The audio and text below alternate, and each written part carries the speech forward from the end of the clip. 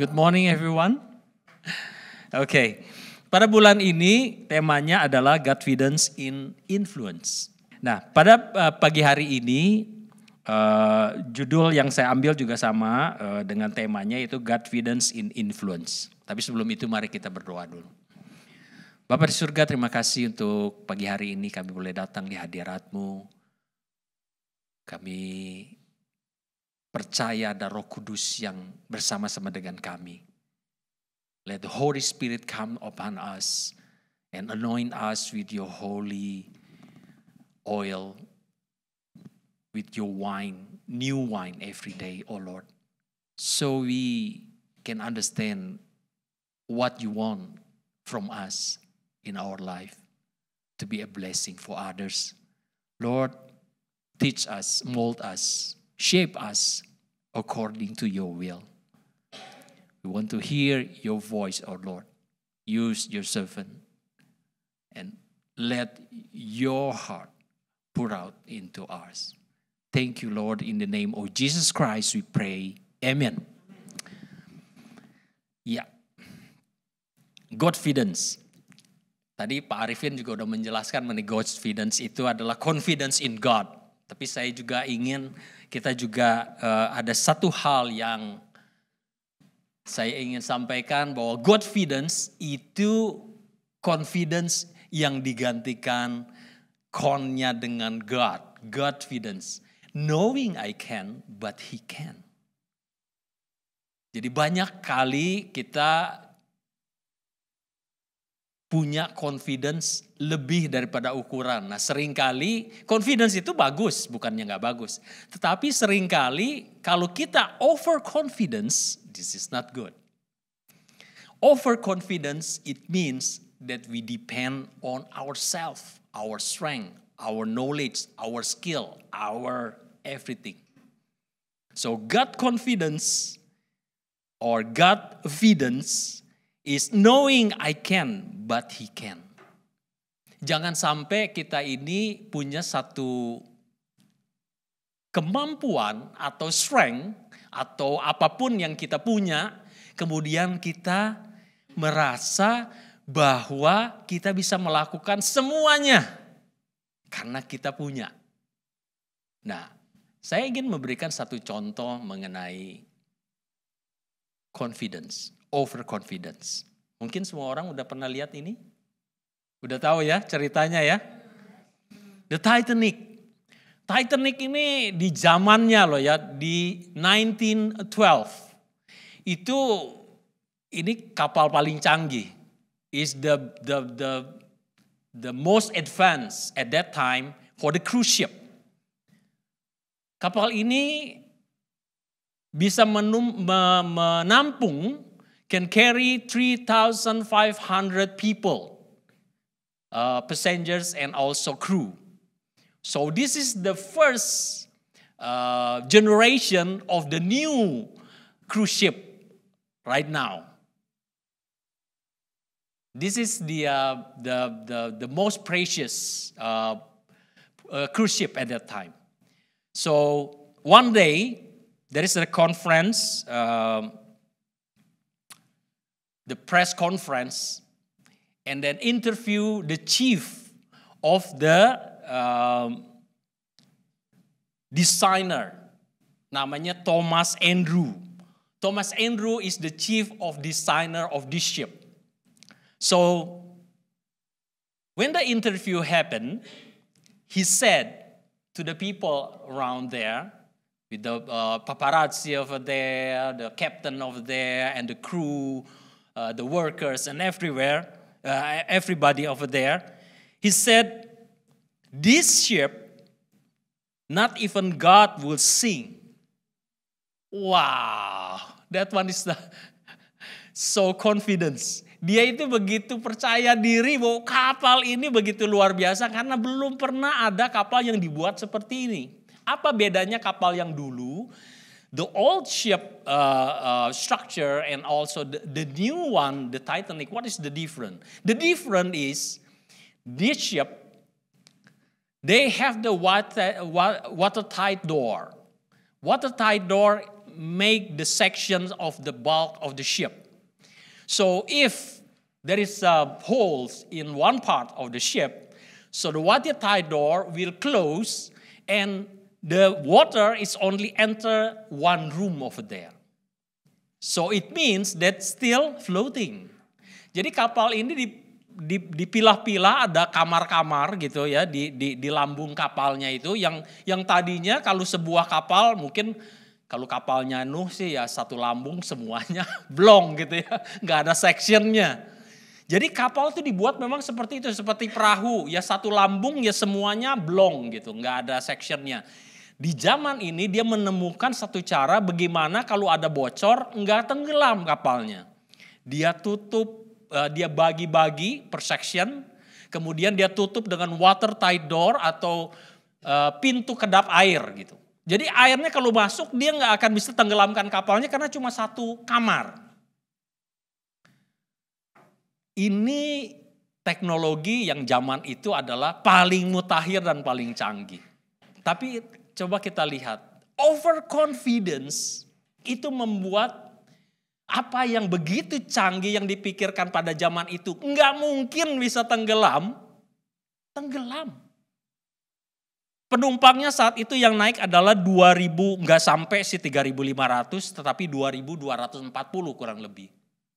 Dan yang mati 1.500 orang. 1,500 died in that accident. Overconfidence ini membuat membuat celah. This life is not only what we can see.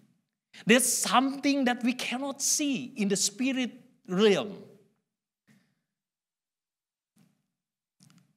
Kehidupan ini bukan hanya sisi yang bisa kita lihat sehari-hari, badan, tubuh, apa yang kita perlu, tetapi ada sesuatu di alam sana yang secara roh ada. Satu hal yang saya mau ingatkan gini. Kehidupan nyata itu dipengaruhi dengan kehidupan yang spiritual. Tahu nggak kegelapan itu ada nggak sih? Ada ya. Tetapi kenapa kegelapan itu ada? The darkness exists because the absence of light. Saya ulangi ya. The darkness exists because the absence of light. Kegelapan itu ada karena nggak ada terang. Pada waktu kita menjadi sombong, itulah celah untuk kegelapan itu masuk. Pada waktu kita tidak mengandalkan Tuhan, kegelapan itu datang. Karena apa? Terangnya enggak ada. Kehebatan seseorang tanpa kita mengandalkan Tuhan, itu udah cenderung untuk Iblis itu datang untuk apa sih?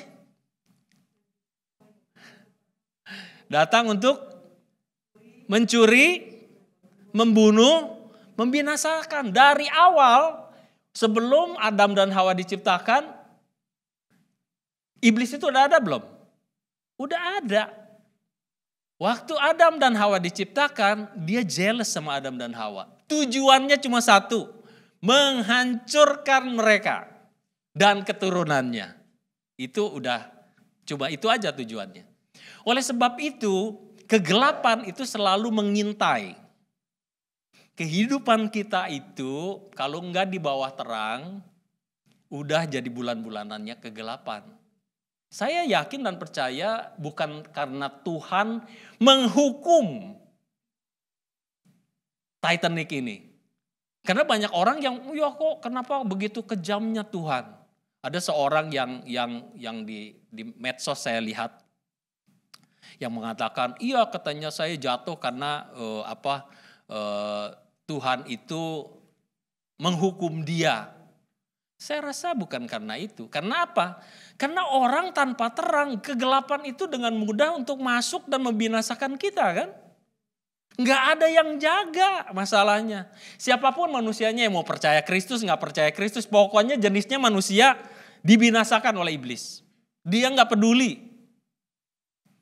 Kenapa kita tidak bisa dianiaya atau tidak bisa dijamah oleh iblis? Karena ada Tuhan.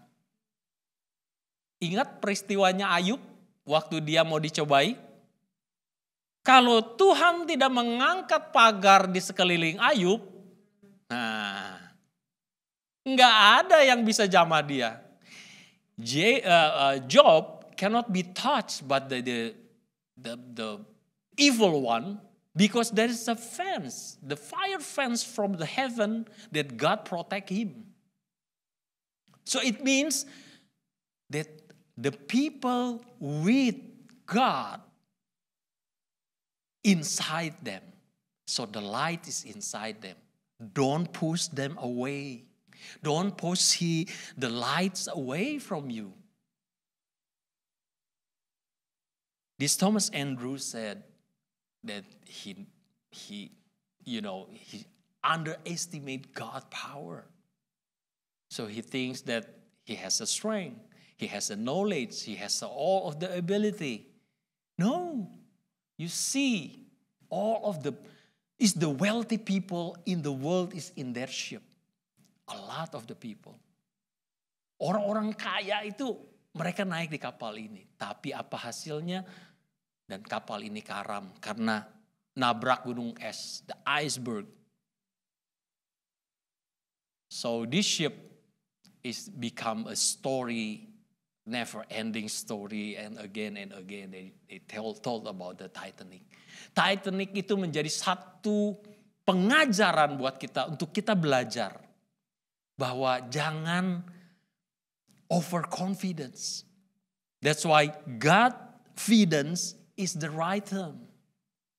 We have to depend on God.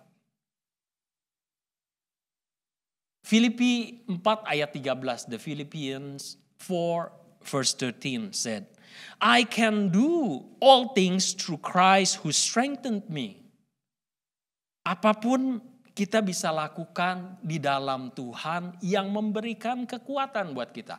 Ini yang dikatakan oleh Paulus. This is what Paul said. Paulus bukan karena dia itu hebat dan lebih hebat daripada yang lain. Tetapi dia berkatakan, he said that God give me strength. Do you remember when Paul and Silas in the jail, in the dungeon? Ingat ya kisahnya ya, baru kayaknya minggu lalu ya kalau nggak salah diceritakan masalah Paulus ini. Sama di Suara Gembala waktu itu Pak Arifin mengatakannya. So Paulus and Silas is in the dungeon. They been tortured. They been beaten and then put it in the dungeon and then put all of the chains over them. They have the difficulties. Mereka punya kesulitan yang nggak enak. Situasinya benar-benar nggak enak. Bukannya bahwa dikatakan, oh I can do all things through Christ who strengthened me. Itu maksudnya saya bisa lakukan sesuatu.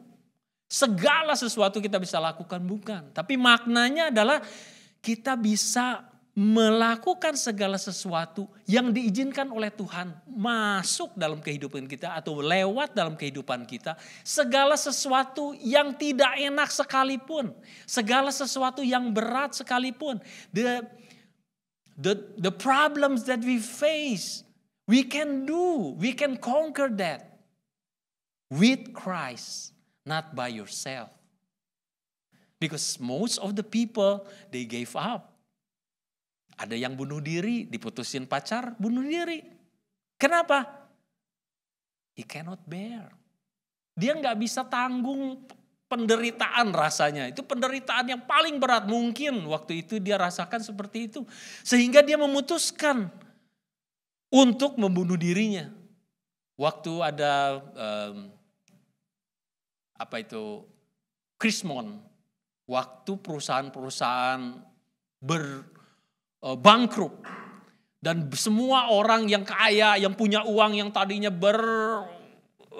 miliar-miliar uangnya, bilioner, kemudian bisa tiba-tiba jatuh sangat miskin dan hutangnya jauh lebih besar dari semua orang yang ada.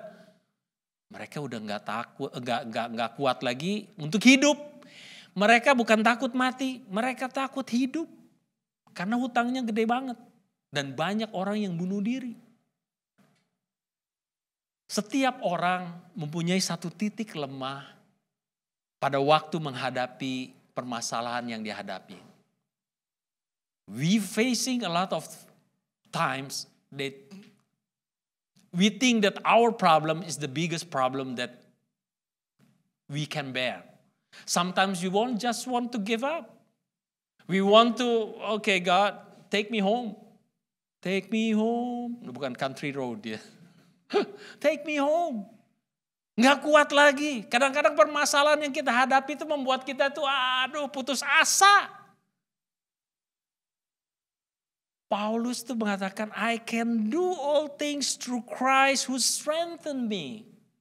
Dia di dalam penjara keadaan gak enak, digebukin babak belur. Di dalam lobang, dungeon itu di dalam lobang yang sumpek. Dia nyanyi. If you can imagine that somebody that have been beaten, memar gitu ya, biru-biru. Kita aja dipijit kadang-kadang. Kalau pijitnya terlalu kenceng, badan kita sakitnya kayak digebukin gitu ya. Itu pun udah gak nyaman. Ini bener-bener digebukin dan orang itu babak belur. Digebukin bener itu. Tapi bisa nyanyi. Bisakah kita nyanyi pada waktu tekanan itu? Belum digebukin nih. Kita belum digebukin nih. Tapi bebannya kayaknya berat. Bisa gak kita memuji Tuhan? Can we sing still? Praise the Lord. When we have a burden, heavy burden in us. Maybe not, right? Sometimes when we sing, it's just like tikus kecepit katanya.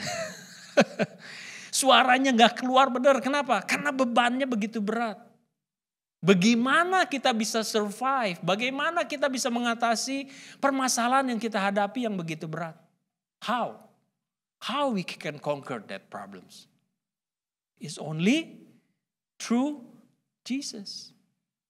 He's the only hope. The world cannot give you the solutions. Dunia gak akan bisa kasih solusinya. Oh, ini jalan pintas mengatasi masalahmu. 3 kiat untuk memenangkan permasalahan. Tidak akan menyelesaikan masalah yang kita hadapi. Only Jesus that can solve all other problems. Our problems. Makanya Paulus katakan, I can do all things through Christ who strengthened me. Pada saat dia memuji Tuhan, dan belenggu itu terlepas. Dan yang lebih mengherankan lagi, that's the amazing this Paul and Silas. Dia pada waktu udah lepas dari permasalahan, dia nggak kabur. Kalau kita keluar kalau kita di penjara, kita udah nggak nyaman, pengen cepet-cepet keluar kan dari permasalahan itu, betul nggak? Ataukah kita ya udah stay dulu lah dari masalah, biarlah kita menikmati masalah ini kayak visual. Siapa yang pernah visual? Nggak ada ya di sini ya. Kalau orang visual itu diusap-usap gitu. Kalau sakit itu aduh gitu, diusap-usap, kayaknya sayang benar sama visualnya itu. Sebenarnya bukan sayang, karena sakit. Kalau dikeplok gitu, waduh udah,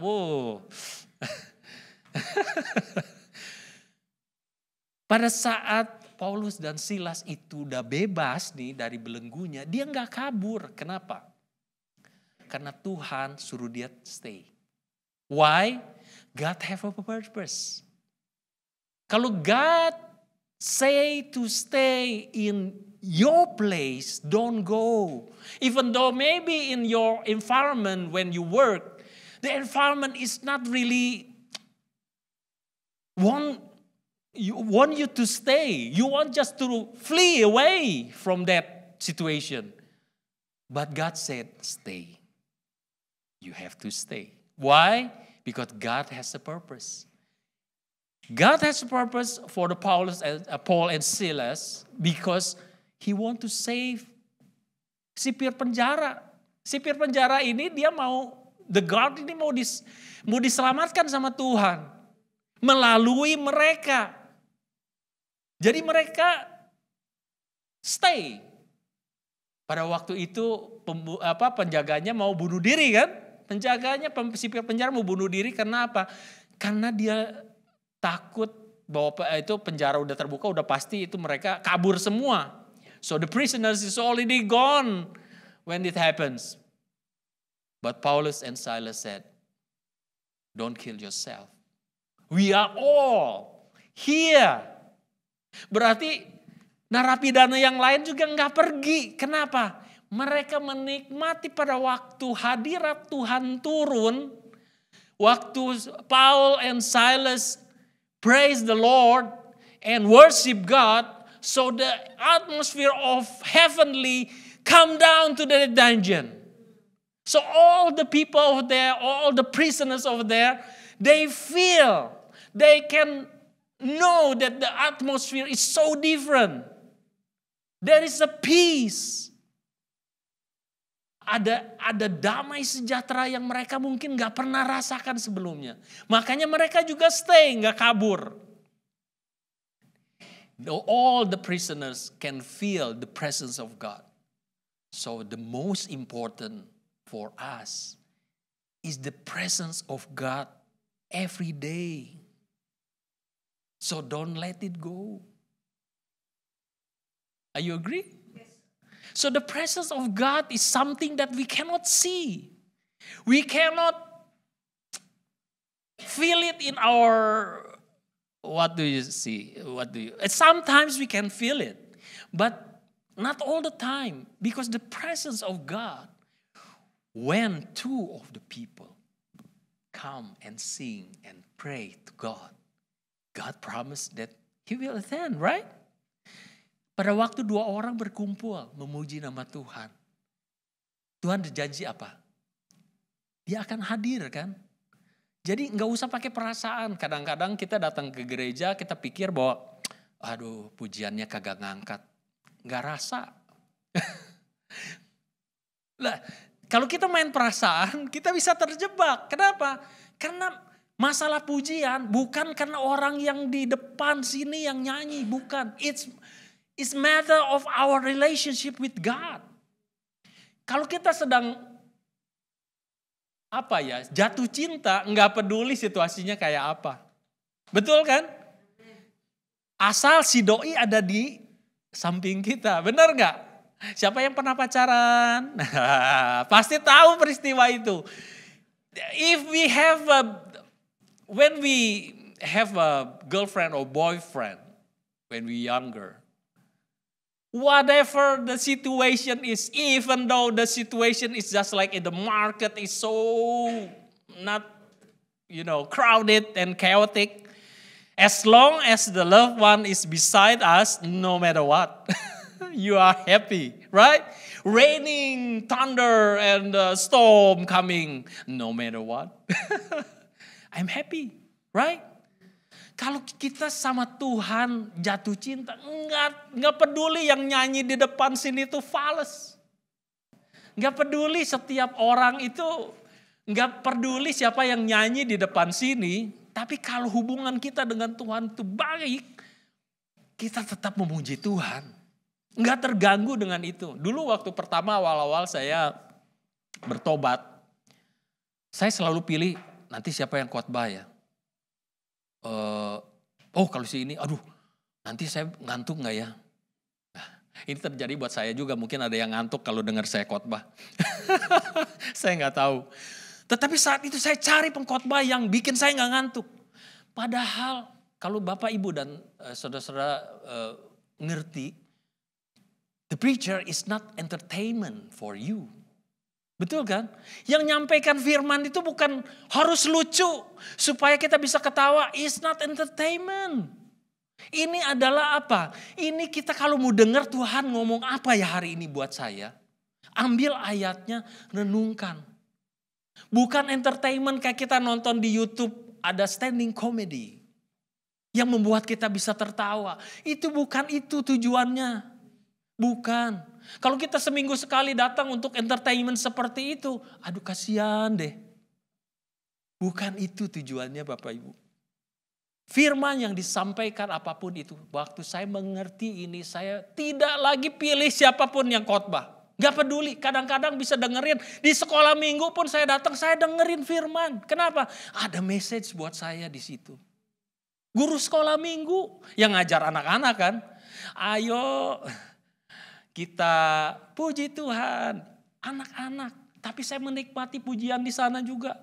King Kong badannya besar. Tapi aneh kakinya pendek. Saya menikmati lagu itu. Walaupun mungkin itu lagu anak-anak yang saya udah denger. Waktu masih kecil udah denger lagu itu. Tapi menikmati. Kenapa? Karena saya fokusnya kepada Tuhan. Nggak peduli itu di sekolah minggu. Karena banyak orang yang denger pujian di sekolah minggu dan bertobat. Salah satunya adalah babysitter saya. Yang dari kepercayaan lain. Dulu waktu dia kerja di tempat saya, dia masih tekun sembahyang 5 waktu. Waktu anak saya perlu ke sekolah minggu dia antar. Dan pada akhirnya dia bisa menerima Tuhan karena apa? Karena salah satunya, bukan karena satu-satunya ya. Salah satunya yang membuat dia mengerti akan firman Tuhan, sekolah minggu. Jadi jangan terpengaruh dengan apa yang di depan. The most important our relationship with God, that's determine how do you observe all of the things that the preaching, the worship, everything is depend on your relationship. Makanya jangan salahin. Wah ini WL-nya baru nih, nggak bagus, nggak ngangkat. Enggak begitu. Kalau buat saya, kalau kita nggak bisa memuji Tuhan karena hubungan kita nggak bagus. Coba cek. Kalau hubungan kita nggak bagus dengan Tuhan, kita susah untuk memuji Tuhan. Kalau bayangkan aja, waktu kata pacaran, nggak perlu disuruh. Semangat itu selalu ada. Lagi capek ya? Enggak. Bisa anterin saya? Oh bisa. Semangat. Biarpun udah kerja, udah capek, udah loyo. Masuk rumah aja ke mama udah. Ma, capek banget deh. Begitu ada telepon si doi. Lagi ngapain? Oh enggak. Enggak ngapa-ngapain. Bisa antar aku? Oh bisa. Wah. Itu karena apa? Cintanya membara. Coba kalau udah gak ada cintanya. Aduh sorry. Capek. Sorry. Cinta itu menentukan. Love for God is determined. Berikutnya. Hal yang kedua adalah God feeds consciousness of knowing that God is in control. Everything God is in control. Joshua 1 ayat 9 dikatakan gini. This is my command. Be strong and courageous. Do not be afraid or discouraged. For the Lord your God is with you wherever you go. Bukankah telah kuperintahkan kepadamu, kuatkan dan teguhkanlah hatimu, jangan kecut dan tawar hati, sebab Tuhan Allahmu menyertai engkau kemanapun engkau pergi. Pada waktu kita terima Tuhan, Tuhan itu udah ada bersama-sama dengan kita. Oleh sebab itu, jangan kecut, jangan patah semangat, jangan patah arang. Karena apa? Karena Tuhan itu ada bersama-sama dengan kita yang memberikan kekuatan. Udah ada. Tergantung bagaimana kita mau menjaganya. Kalau kita tolak dia keluar atau biarkan Tuhan itu tidur atau tidak dilibatkan, ya kita berjalan dengan kekuatan sendiri. If we let God is not functioning or is not included in our plan, in our activities. So you walk by yourself. Jadi waktu kita jalan itu nggak ada Tuhannya. Bukannya nggak ada Tuhannya, Tuhannya ada. Tapi dibiarkan untuk jalan sendiri. Ingat peristiwa pada waktu ada angin topan di perahu dan Tuhan Yesus tidur? Ada nggak Tuhan Yesusnya? Ada. Tetapi pada waktu Tuhan Yesus dilibatkan, Tuhan tolong kami binasa. Saat itu juga topannya reda. So the storm is calm down when we include God in our activities. Jadi pada waktu kita beraktivitas, libatkan Tuhan. God in control, everything. Even though that the situation is not you like it. You like it or not, the situation will come if God let you experience that. It doesn't matter. Enggak masalah. Kadang-kadang situasi itu kita tidak mengharapkan situasi terjadi. Ada banyak hal yang bisa terjadi dalam hidup ini. Tetapi no matter what, enggak selama Tuhan bersama dengan kita. As long as God with us, no matter what the situation is, God is in control. Amen?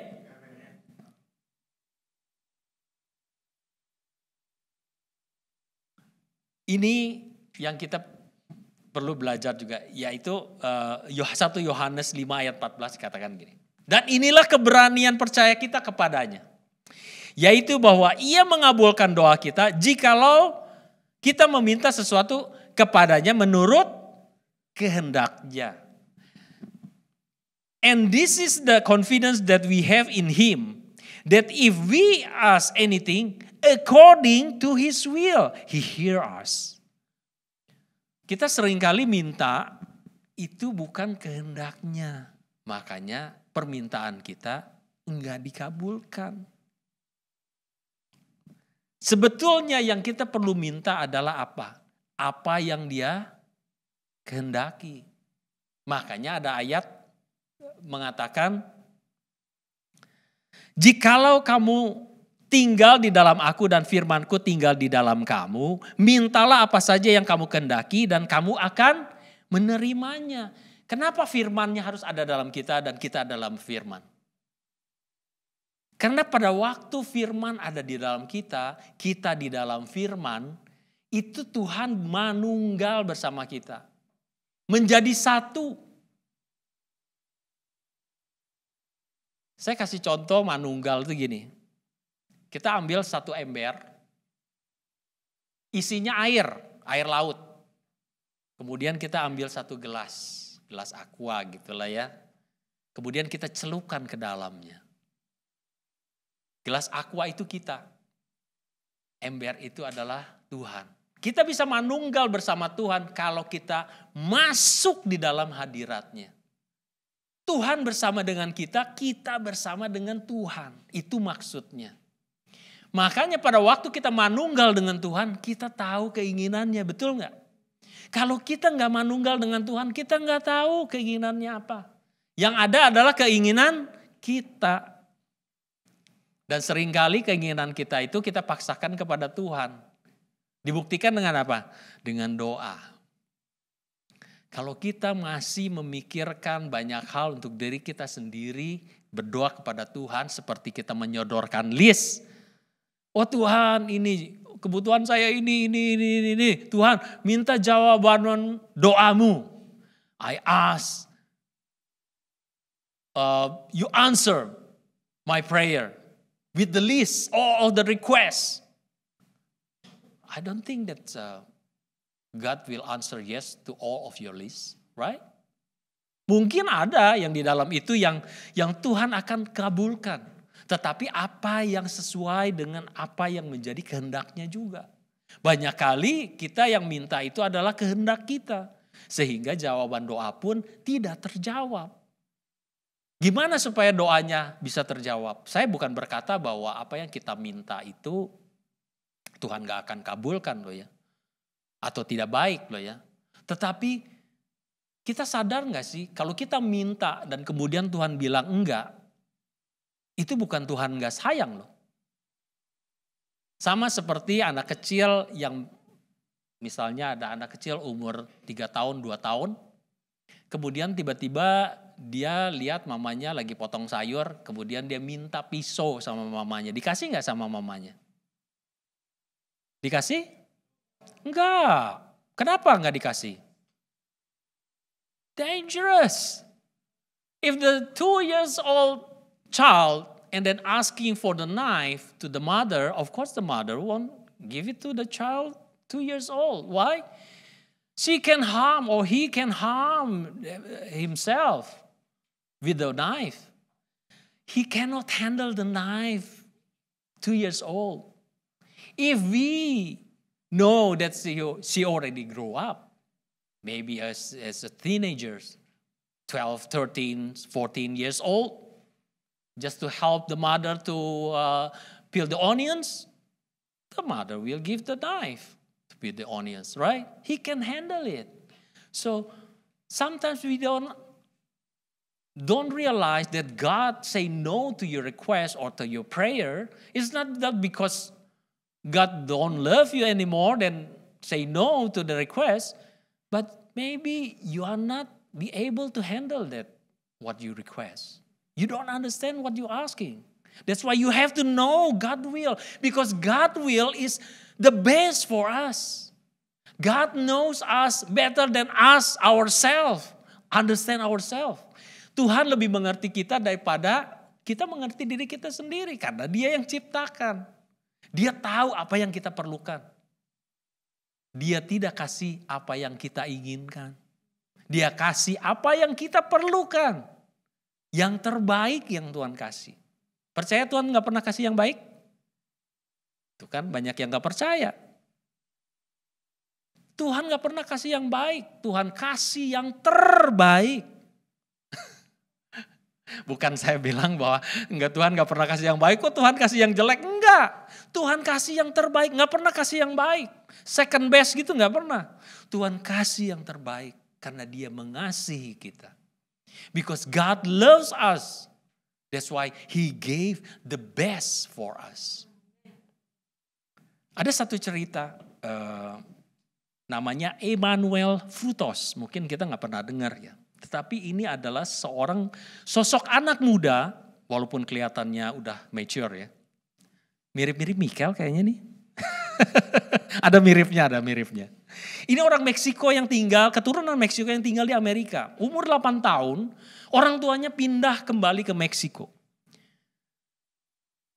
Untuk apa? Karena the grandparents live in Mexico. And build a new church, a church. And their parents help the grandparents and the family go back to Mexico. To cut the story short, this Emmanuel don't like to serve in the church. Why? Because it's so busy. The father fixing all the sound system and then make the group for the praise and worship. And the mother built the orphanage. Why? Because the mother saw that a lot of the children, because when the parents working, the children locked in the house for 8 hours. The children. So she just felt,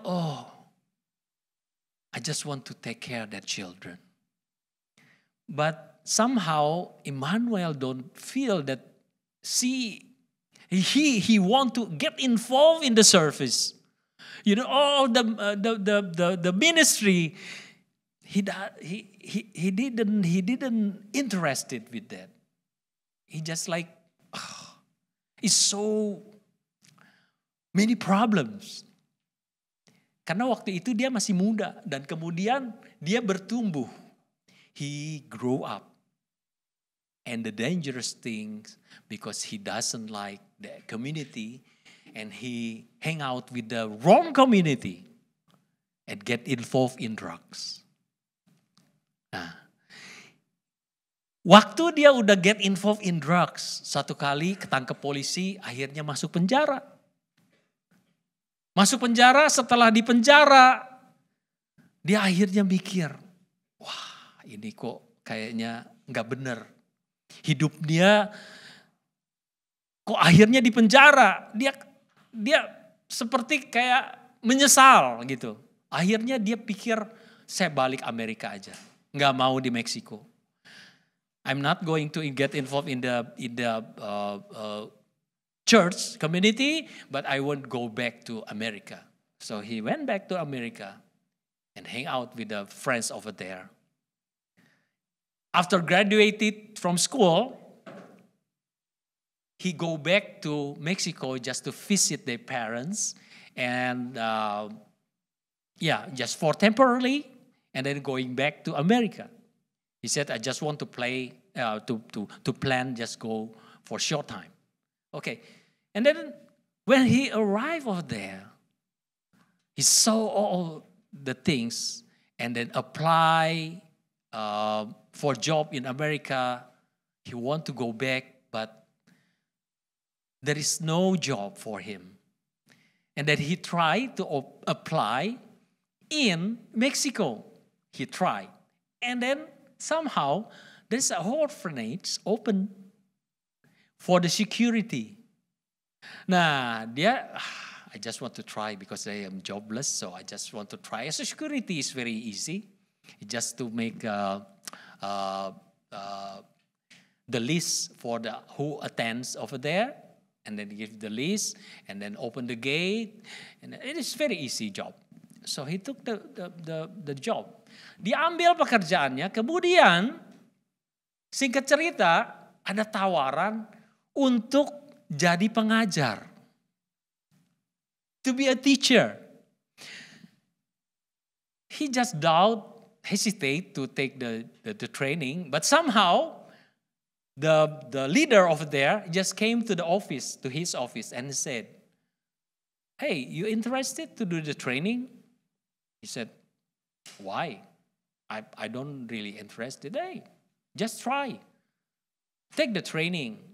It's not going to be harm for you. Just take the training.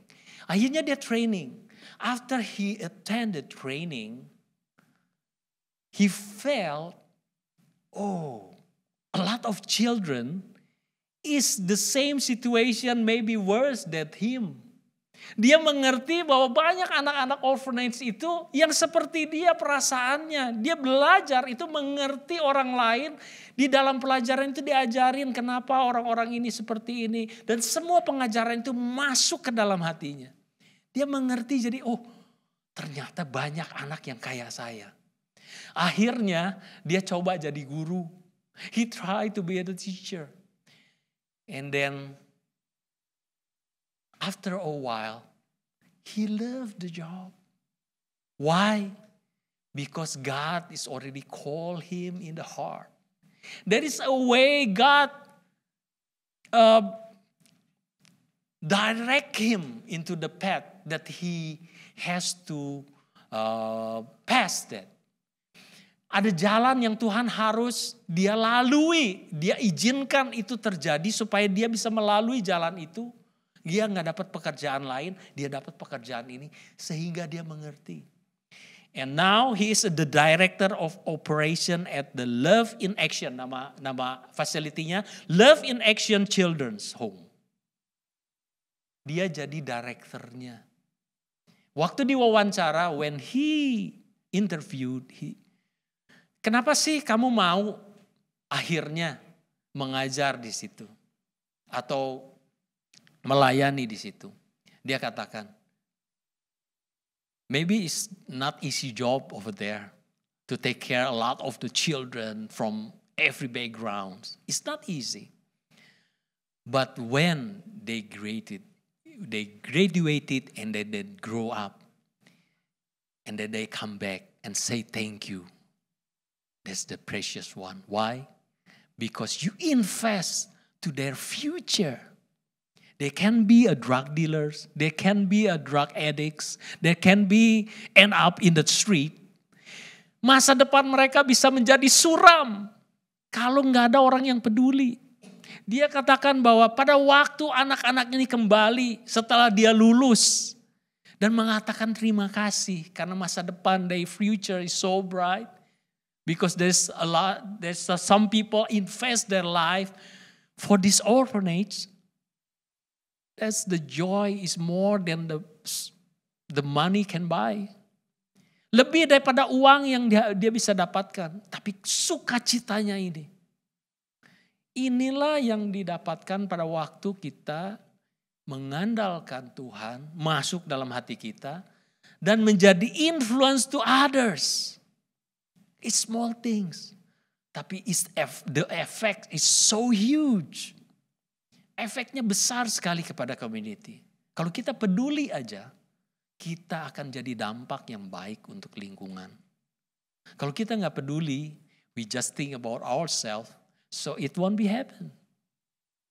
Kalau dia pikirkan, saya nggak mau, saya nggak suka, I don't like it, I don't feel like it.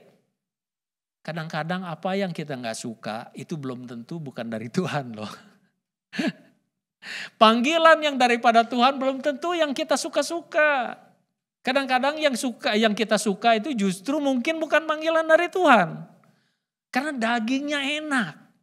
Sesuatu yang nyaman, yang enak, yang gampang, yang cepat, yang apalah gitu ya, yang enak buat daging. Itu belum tentu bagus. Siapa yang senang gula? Nah, gula enak apa enggak? Enak. Kalau enggak ya enggak akan. Anak kecil enggak usah diajarin suruh makan gula, bener enggak? Ada coklat nih. Siapa yang mau coklat? Jangankan anak kecil. Orang gede aja. Waktu saya ada kemarin di kelas itu ada orang bawa coklat 1 kotak gitu kan. Ini kemudian dibagiin di kelas itu. Semua orang dari yang muda sampai yang tua semua ngambil. Kecuali orang yang sakit. Orang yang diabetes gak berani ngambil. Bukan gak mau loh. Dia mau tapi dia gak berani. Karena diabetes. Sesuatu yang enak belum tentu itu baik buat kita. Oleh sebab itu kalau kita dalam situasi yang gak enak sekalipun, jangan buru-buru memutuskan untuk hengkang. Tanya Tuhan. Ask God. If He has a plan, just stay there. Stay there. Maybe it's not convenient for us. Maybe we want to flee from that situation immediately. But if God have a plan, just stay. You will see the miracles happen. Okay? 2 Korintus 10 ayat 17 berkata demikian. Tetapi barang siapa bermegah, hendaklah ia bermegah di dalam Tuhan. But he that glories, let him glory in the Lord. Sometimes maybe it's not really